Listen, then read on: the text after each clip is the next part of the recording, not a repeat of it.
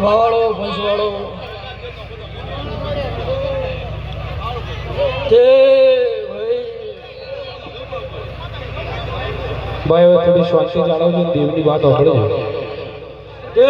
હું ઈશ્વર બાવાનો જોગીઓનો સમાજનો કાળ ઘેરો વધારે આનંદ મારા શિષ્ય ભાઈ સભાવાળો તે આ ઠલવાળાના ચૌધરીઓ દરબારો ઠાકોરો પ્રજાપતિઓ સભાવાળો તે